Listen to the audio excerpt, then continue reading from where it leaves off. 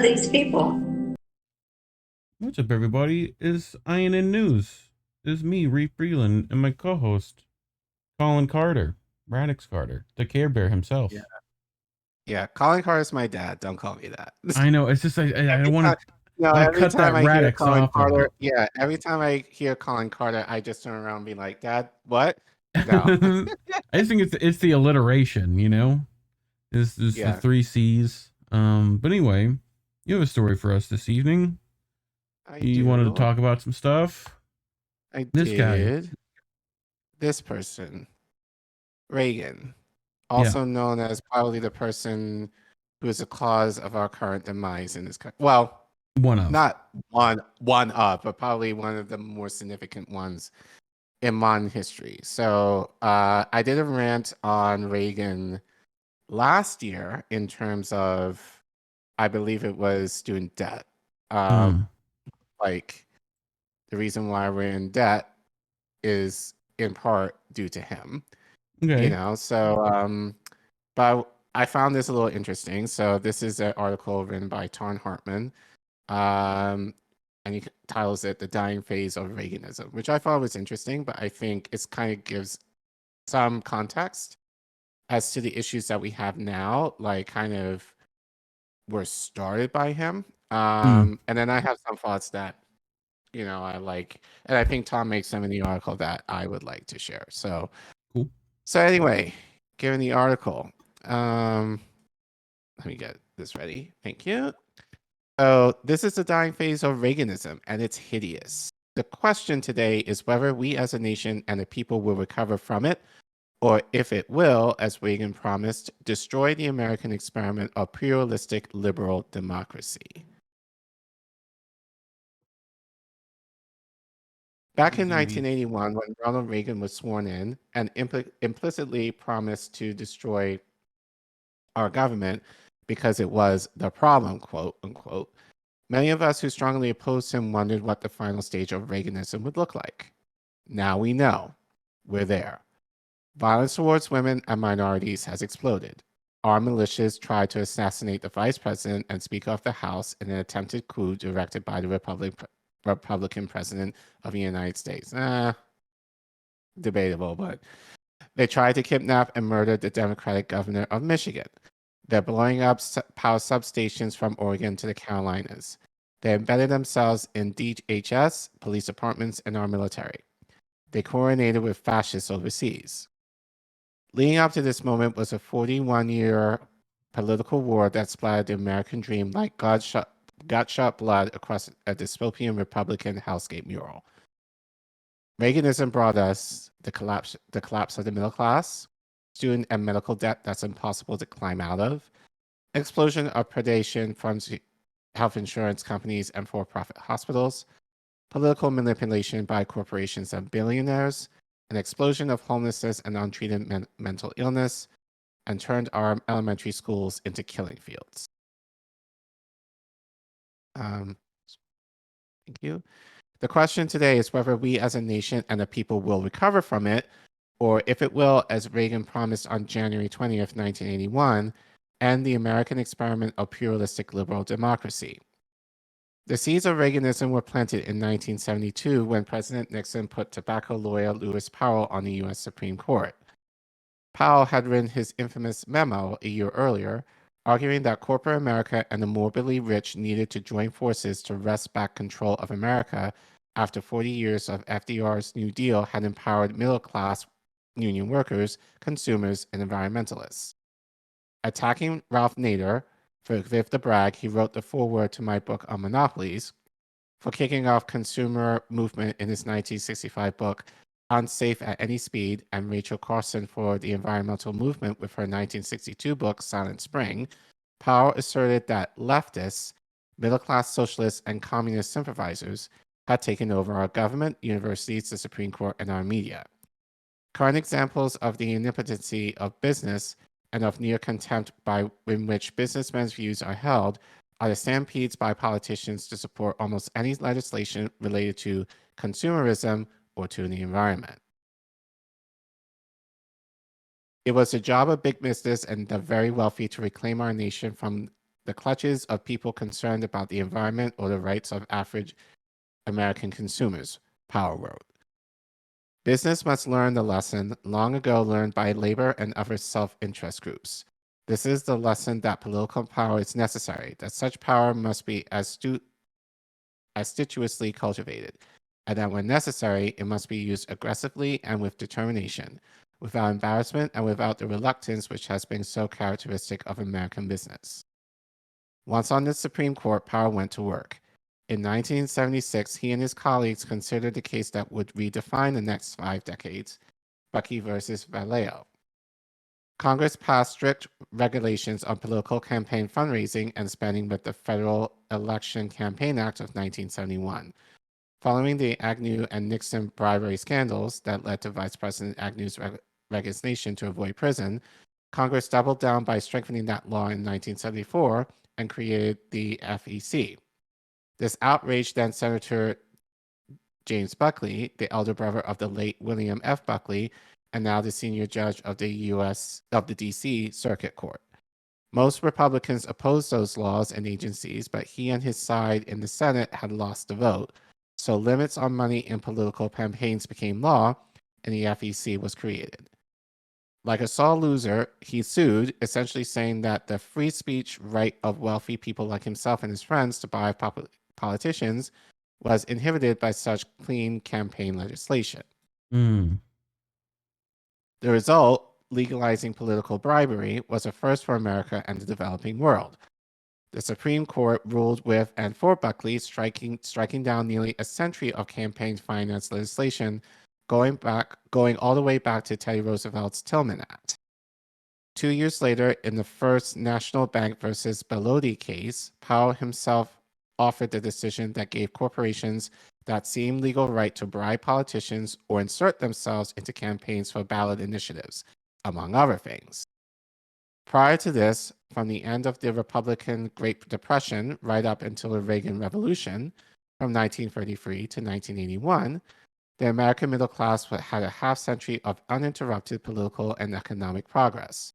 About 2/3 of Americans were in the middle class when Reagan was elected in 1980. Before Reagan, we had passed the right to unionize, which built America's first middle class. We passed unemployment insurance and workplace safety rules to protect workers. Social Security largely ended poverty among the elderly, and Medicare provided them with health security. A top personal income tax rate between 74 and 91% throughout that period kept wages strong for working people and prevented the corrosive wealth inequality we see today. We didn't get our first billionaire until after the Reagan Revolution. America built colleges that were free or affordable, gleaning new profit hospitals, the world's finest system of public schools, and new roads, bridges, rail, and airports from coast to coast. We cleaned up the environment with the Environment Protection Agency, cleaned up politics with the Federal Elections Commission, cleaned up corporation backroom deals with Securities and Exchange Commission. We outlawed banks from gambling with our deposits via the Glass-Steagall law. Steagall. Then the Supreme Court... Glass-Steagall. Glass-Steagall, yeah. Mm-hmm. Sorry. Then the Supreme Court legalized political bribery with the Buckley and the Bellotti decisions and tripled down on them both with Citizens United in 2010. Reagan was the first modern American president to jump through this newly opened door to give government favors to corporations and wealthy individuals who threw them money at his political party. He installed America's first anti-labor Secretary of Labor, our first anti-environmentalist in charge of the EPA, Neil Gorsuch, Mother Ann, our first anti-public schools crusader as Secretary of Education, and our first end times Jesus will make all things new fanatic in charge of selling off public lands as Secretary of the Interior. He cut the top income tax rate on the morbidly rich from 74 to 27% and tore the top rate for corporations from 50% down to 25%. To pay for both, he tripled the national debt. He crushed unions, starting with one of the three that had supported his candidacy, the professional air traffic controllers. He gutted federal support to education, kicking off what is today's student debt crisis. He froze the minimum wage. He cut federal benefits to the poor, pregnant women, and the mentally ill, kicking off today's crisis of homelessness. He encouraged corporations to send our jobs overseas in an orgy of free trade. As a result, money flowed into the GOP like an unending river, continuing to this moment. The result we see today, after a mere 41 years, is stark. Republican-leaning businesses brought up radio shows from coast to coast and put conservative talk radio into every town and city in America. Wealthy people began running for political office or supporting those politicians who will do their bidding. Conservative donors demanded right-wing economies and political science professors in universities across America. Right-wing think tanks and publishers were funded to support them. Billionaires founded a movement to pack our courts, including the Supreme Court. As a result, 7 years ago, the American middle class ceased to be half of us. It went from 2/3 of Americans when Reagan took office to 49% in 2015. NPR commemorated it with the headline, "The Tipping Point. Most Americans are no longer our middle class." Last year, according to statistics from the US Census and the Fed, middle class households also sank below the top 1% in total wealth. Last year's most clear-eyed headline went to Bloomberg.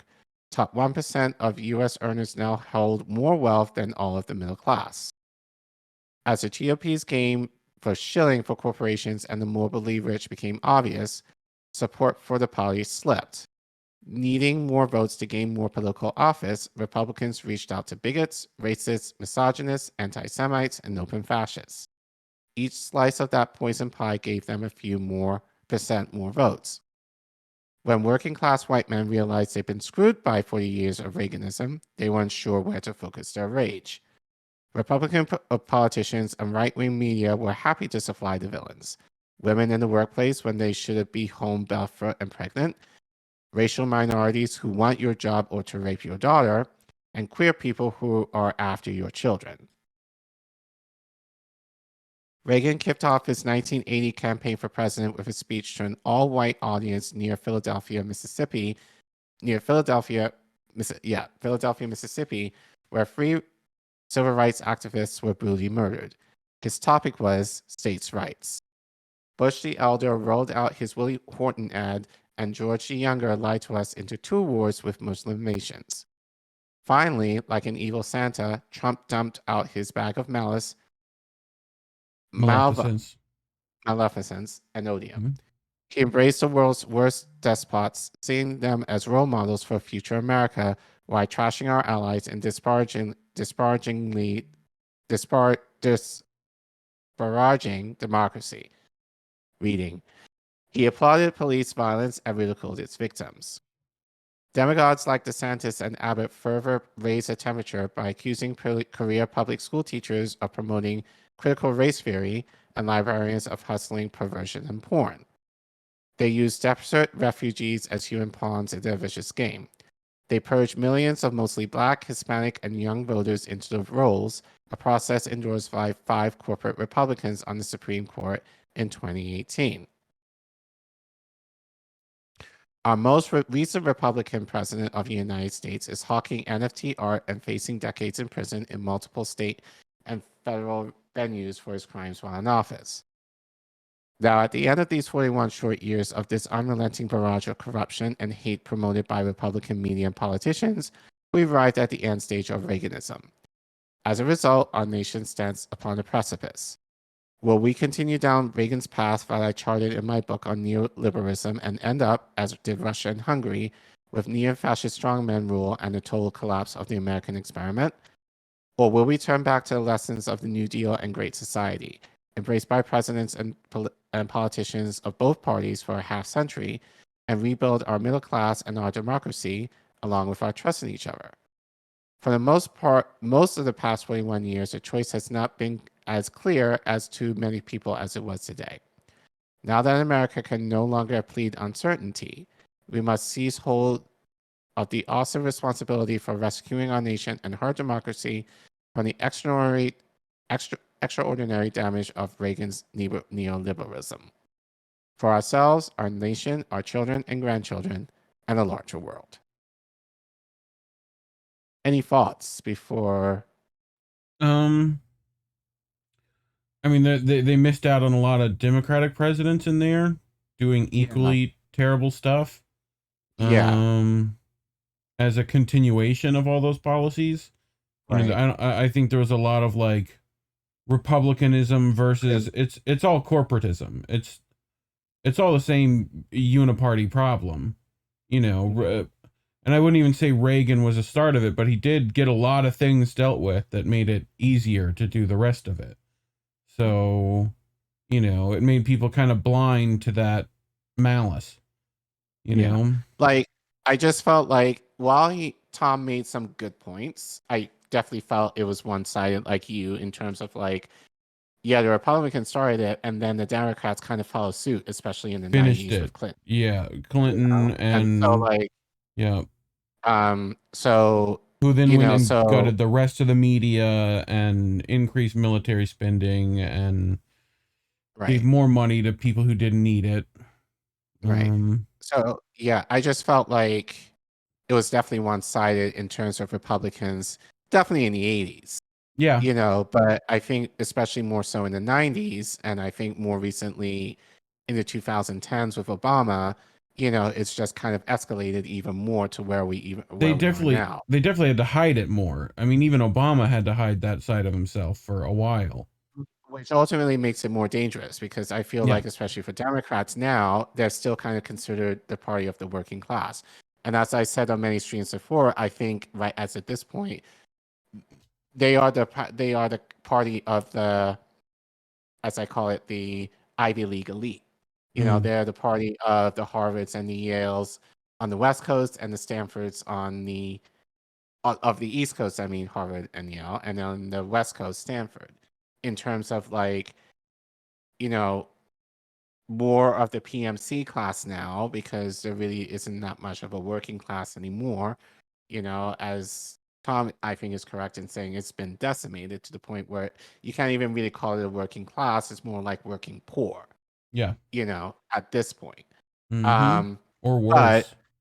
or worse. And, you know, and there's really no representation for the working poor anymore, which is kind of why, you know, as much as people talk about the squad so much, and, you know, I was just on a Twitter rant with a person that basically was like, you know, it's all about the drama. Like, people are about the drama. Well, it, it, drama aside, a lot of that frustration and maybe, you know, what people might see as infighting is more due to, in my opinion, urgency in Yeah, terms of, you know, like, we talked about this country has talked about universal health care for really a century, you mm-hmm. know, still don't have it. You know, wages have remained stagnant, you know, definitely within the last decade, um, but they haven't caught up with inflation. You know, people are in debt, medical debt, student debt, whatever debt you can think of, you know, and And there's a lot of like tone policing around us calling out who those in power who are not doing anything about it. Like that's right, somehow the problem.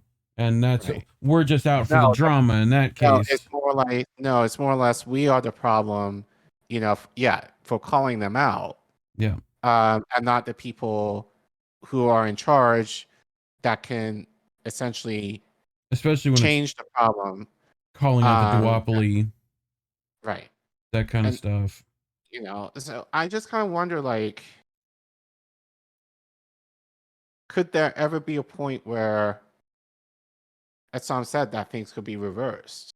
Mm. You know, in terms of having someone charismatic and radically minded that can make this shift back, you know, in terms of having some semblance of a working class again. You Like, know, and there's you been a know, lot of politicians that I've personally talked to that feel that they're the right answer for that.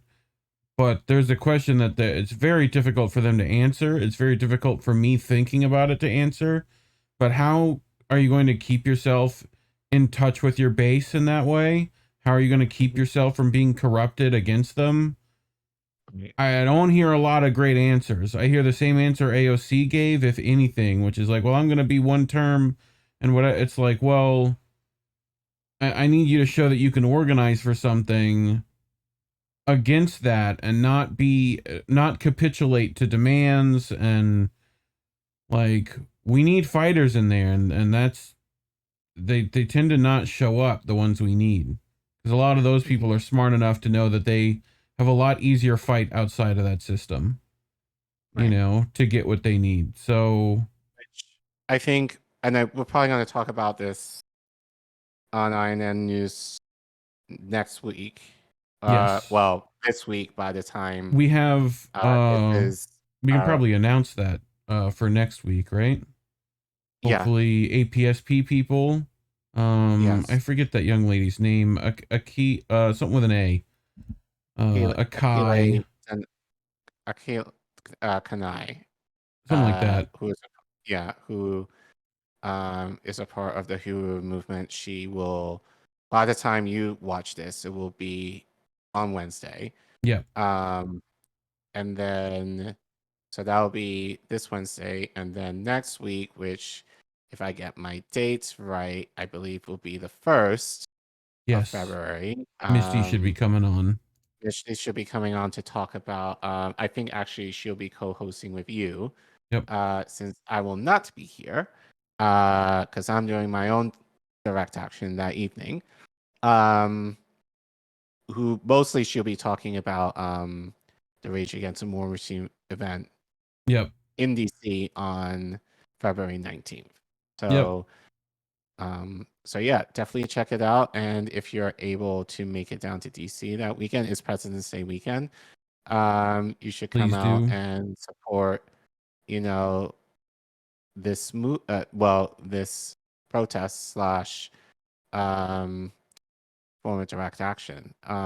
I will probably be there as of right now. It's looking have to shift my plans a little bit, but I'm now anticipating that I will be there, as well as some of our other INM people like Tara Reid is going to speak, and maybe others of us who might decide to show up. So uh, I will get better at this. It's still kind of weird for people to recognize me from here and Twitter. Yeah. But don't if you meet me in person, say hi, and kind of explain who you are. Because I am a lot shyer in public than I am probably on here on Twitter. Yeah. So, but yeah, say hi if you see me. Uh, yeah. Um, Cool. but yeah, that's all I got. And Only people with watch out for more clips. to go look up a song by Killer Mike called Reagan. Very Mhm. good. Yes. Yes. We should probably link So that in the description so people can find it a lot find easier. it. So, We can do that. But yeah. anyway, as So, always, kids, labels are bad. Stay independent. Good night, fam. good night.